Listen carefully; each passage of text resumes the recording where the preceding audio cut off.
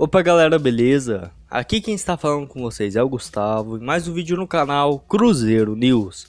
Bom, no vídeo de hoje iremos falar sobre a demissão do técnico Ney Franco e quem poderia ser assim o seu substituto, além de uma análise do empate de hoje no duelo contra o Oeste. Mas antes de começarmos, já deixe seu like e se inscreva no canal para receber mais conteúdos como esse. Em mais uma partida muito ruim, o Cruzeiro só ficou no empate contra o Oeste por 0 a 0 na Arena Barueri. E apesar de jogar fora de casa, a igualdade é bem amarga para a Raposa, que continua assim na zona de rebaixamento na Série B. Primeiro porque o Cruzeiro seguirá na zona de rebaixamento e no penúltimo lugar. Além disso, o empate veio justamente contra o lanterna da competição, que é o Oeste, que chegou agora aos seus 7 pontos. E após essa partida, o técnico Ney Franco foi demitido e iremos falar sobre isso mais adiante nesse vídeo. E a decisão foi comunicada pelo clube através das redes sociais. E o jogo foi muito fraco tecnicamente, praticamente durante todos os 90 minutos. Eu não sei se foi o cansaço dos jogadores ou tudo mais, mas nem eu lembro uma chance clara de gol ou algo do tipo, tirando aquela de Arthur Kaique que ele simplesmente furou a bola. E muito passivo dentro de campo, o Cruzeiro não teve uma pegada e mal agrediu o adversário, sendo mais uma vez muito previsível, e a Raposa chega agora somente a 12 pontos na penúltima colocação e sai de campo sem merecer um resultado melhor. O goleiro Fábio teve pouquíssimo trabalho abaixo das traves, mas o camisa 1 salvou o Cruzeiro da derrota nos últimos minutos, numa cobrança de falta do meia Fabrício Oia, onde Madison desviou com muito perigo, mas o arqueiro assim se esticou para evitar mais uma derrota celeste para o Lanterna. Tirando aquele lance de Arthur Kaique e Daniel Guedes, que deu uma boa finalização de fora da área, foram assim os protagonistas dos melhores lances da Raposa no jogo, e sem dúvidas o Oeste foi muito esperto em aproveitar os contra-ataques, onde sem dúvidas a única chance que eles teve foi em 2 lançamentos longos, onde o time chegou rápido na cara do gol de Fábio, mas o meia Mazinho finalizou a centímetros da trave e tivemos sorte nesse lance. No mais, a primeira etapa foi marcada por um jogo muito fraco, sem movimentação e repertório. Ney Franco, na segunda etapa, ainda colocou 3 volantes em campo, deixando os jogadores mais técnicos como Regis e Maurício no banco de reservas. E a ideia era liberar os laterais para ter mais velocidade e mais solidez na defesa, mas isso somente na teoria, porque na prática não funcionou. Além disso, a falta de um organizador de jogadas deixou alguns atletas perdidos e parados no meio de campo, com baixa movimentação e sem saber para quem tocar ou mesmo como conduzir a bola. E esperando os demais adversários, o Cruzeiro ainda cometeu vários erros no campo de defesa e por sorte contou com a incompetência do time mandante. Mas enfim, resta agora saber quem será esse novo treinador e já buscar uma vitória no duelo contra o Juventude, que será no próximo domingo no Mineirão. E assim como eu havia dito algumas semanas atrás, se o Cruzeiro não vencesse o Oeste, o Sampaio Corrêa, no qual perdeu um e empatou outro, eu já jogaria a toalha e não acreditaria mais em um futuro acesso. E realmente só resta agora um milagre para o Cruzeiro até mesmo se manter na Série B, quem diria. E por fim, temos que falar sobre um novo treinador do Cruzeiro, onde eu selecionei aqui uma lista com alguns nomes para substituir o técnico Ney Franco. O primeiro nome é Mano Menezes, treinador que já possui seus 58 anos de idade e que estava no Cruzeiro até junho do ano passado. Mas depois disso foi comandar o Palmeiras e por lá não teve muito sucesso. Disputando 20 partidas, ganhou 11, perdeu 5 e empatou 4. Números que até foram bons, mas a falta de criatividade do time paulista fez com que anunciasse a sua demissão lá no dia 1º de dezembro de 2019, após aquela derrota de 3 a 1 para o Flamengo no Brasileirão. E bom, apesar de toda a identificação que Mano Menezes tem com o Cruzeiro, principalmente por ter conseguido os títulos na Copa do Brasil de 2017 e 2018 e também de ter tirado o Cruzeiro do rebaixamento lá em 2016, fico com algumas dúvidas exatamente por conta da criatividade do time e correu o risco de ser igual ao do ano passado, mas enfim. E lembrando que pelo maior de Minas foram 235 jogos, 112 vitórias, 60 empates e 54 derrotas. Outro que ficou sem clube recentemente é Roger Machado, treinador que estava no Bahia até a última quarta-feira e também foi demitido após uma derrota para o Flamengo, dessa vez por 5-3. E por lá, até que estava bem nesse ano de 2020, sendo 26 partidas, 12 vitórias, 7 empates e 7 derrotas. Mas um dos motivos dessa demissão foi a falta de paciência dos torcedores com o treinador, julgando ele principalmente por ser um técnico muito retranqueiro. E sem dúvidas, ele tem essa característica em sua carreira, com times bastante fechados e que aproveitava bem os contra-ataques. Além do Bahia, já teve uma boa passagem pelo Grêmio em 2015 e 2016 e outras sem muito destaque pelo Atlético Mineiro e Palmeiras em 2018. Mas sem dúvidas, é mais um nome de peso no mercado. Outro que também passou pelo Cruzeiro e que foi muito pedido é Rogério Ceni. Esse que para mim seria interessante demais para o Cruzeiro nesse momento de reconstrução, principalmente pela sua filosofia de jogo e a forma ofensiva de se jogar, futebol totalmente fora dos outros técnicos do futebol brasileiro.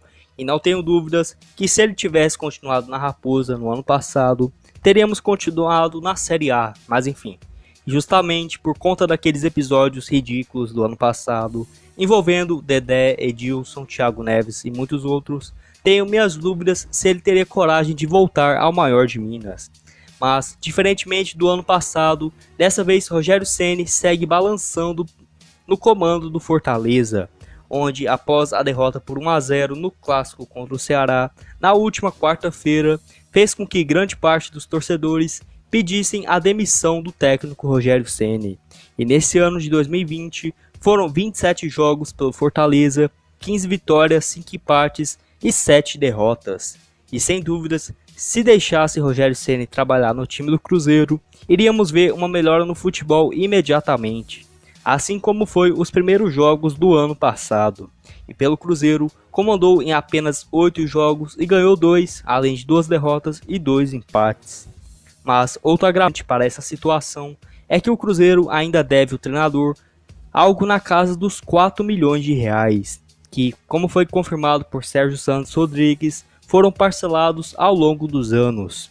Mais um nessa lista de treinadores é Filipão, treinador bastante experiente que há algum tempo está desempregado, técnico que também chegou a treinar o Cruzeiro lá nos anos de 2000 e 2001, mas sem muito sucesso e deixou o clube após 34 jogos. E seu último trabalho foi no Palmeiras e chegou a ganhar inclusive o Brasileirão de 2018 de forma muito bem, época em que ele era um dos melhores treinadores do futebol brasileiro, mas desde o início de 2019 vem sofrendo o mesmo problema que Mano Menezes, a falta de criatividade. Mas poderia ser aquele treinador com nome para dar moral aos jogadores do Cruzeiro, mas não sei se seria a melhor opção de jogo para a Série B. Lembrando que no ano passado pelo Palmeiras, treinou o time em 46 jogos, conseguindo 26 vitórias, 8 empates e 12 derrotas. Além disso, ele teve um excelente histórico, sendo campeão da Copa do Mundo de 2002 e participou daquele 7-1 em 2014, treinou também a seleção de Portugal durante 6 anos, inclusive um período com Cristiano Ronaldo, e ainda teve uma curta passagem pelo Chelsea da Inglaterra, lá em 2008, onde até que foi bem, mas acabou sendo demitido após 36 jogos e conseguiu 20 vitórias. O penúltimo dessa lista é Dorival Júnior, treinador que, assim como Roger Machado, foi demitido do Atlético Paranaense na última semana. E bom, ele que ficou muito próximo do Cruzeiro quando Adilson Batista foi demitido e também no ano passado após a demissão de Mano Menezes, onde a diretoria nesse ano acabou ficando com Anderson Moreira ao invés dele, mas ao menos eu preferia Dorival Júnior. E realmente, pelo Atlético Paranaense, ele estava muito próximo de ser demitido, principalmente pela pressão nos bastidores. E apesar das 9 vitórias em 15 jogos, o time paranaense vinha perdendo muitos pontos dentro de casa. Mas para se ter uma ideia, venceu os últimos jogos fora de casa contra o Coritiba e também contra o Fortaleza. Mas realmente parece ser o melhor nome para o Cruzeiro nesse momento, tendo como características a posse de bola e o bom toque, e sem dúvidas poderia tirar sim o Cruzeiro dessa atual situação. E o último trabalho de Dorival, tirando esse ano pelo Atlético Paranaense, foi pelo Flamengo em 2018, onde treinou a equipe carioca na reta final do Brasileirão daquele ano, e até que foi bem, conseguindo 7 vitórias em apenas 12 jogos naquele período. E o último dessa lista é Marcelo Oliveira, mais um bastante querido pelos torcedores e que sempre quando tem alguma contratação de técnico é um dos primeiros a ser especulados. E bom, principalmente pelas suas passagens de 2013 e 2014, onde sem dúvidas foi um dos melhores times do Cruzeiro em toda a história. Técnico bastante experiente, possuindo seus 65 anos de idade, e o último trabalho de destaque foi lá em 2015, onde ainda ganhou a Copa do Brasil pelo Palmeiras. E pelo Cruzeiro nos anos de 2013 e 2014 foram 169 jogos, 106 vitórias, 32 empates, além de 31 derrotas. E caiu lá em 2015 após uma derrota por 2-1 para o Figueirense no Orlando Scarpelli. E seu último trabalho foi no Fluminense em 2018 e o comandante disputou 36 jogos e conseguiu 12 vitórias. Além desses, tem mais 3 que a torcida vem pedindo muito, ou até mesmo sendo muito especulado no Cruzeiro, que o primeiro é Lisca, que atualmente está no América, e que sem dúvidas já deu algumas declarações interessantes sobre o Cruzeiro, e nessa temporada pelo nosso rival, vem indo muito bem, onde nesse ano de 2020 foram 31 jogos e 15 vitórias, inclusive é o atual terceiro colocado da Série B, e justamente por isso tenho quase toda certeza que ele não irá assumir o Cruzeiro nessa altura do campeonato. Mas sem dúvidas seria uma boa opção para o início da temporada e poderíamos estar assim ao menos brigando na parte de cima da tabela. O outro é Vanderlei Luxemburgo, que já treinou o clube nas épocas gloriosas de 2003 e é muito identificado com a Raposa, sendo a última passagem por aqui lá em 2015, onde assumiu na vaga de Marcelo Oliveira e atuou em apenas 19 partidas no comando técnico, vencendo 6 jogos, mas foi demitido já na reta inicial do Campeonato Brasileiro. E nesse ano de 2020 ele estava no Palmeiras, onde até que teve um início bom de Campeonato Paulista e tudo mais. E não é à toa que foi campeão da competição, mas no Brasileirão, apesar de também ter iniciado bem, caiu muito nos últimos jogos o rendimento da equipe.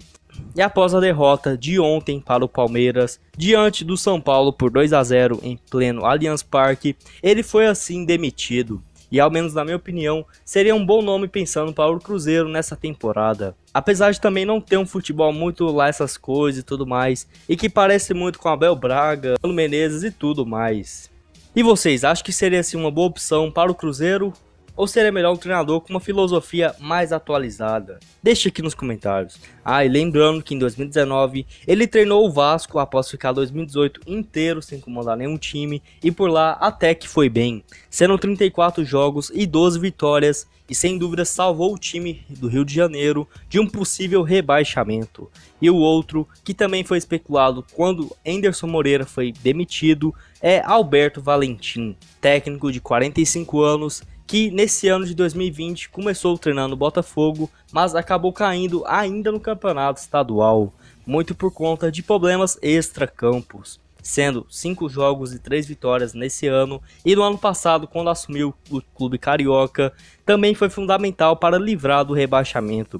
E lembrando que ele estava no Avaí, no mesmo campeonato brasileiro, e por lá também não estava indo muito bem. E no total, no ano de 2019, foram apenas 52 jogos e 24 vitórias no seu currículo. E vocês, acham que o Alberto Valentim seria uma boa aposta para o Cruzeiro nessa temporada? Bom, esse foi o vídeo, espero que tenham gostado. Não esqueça de deixar seu like e se inscrever no canal. Muito obrigado a todos por terem assistido até aqui e até mais.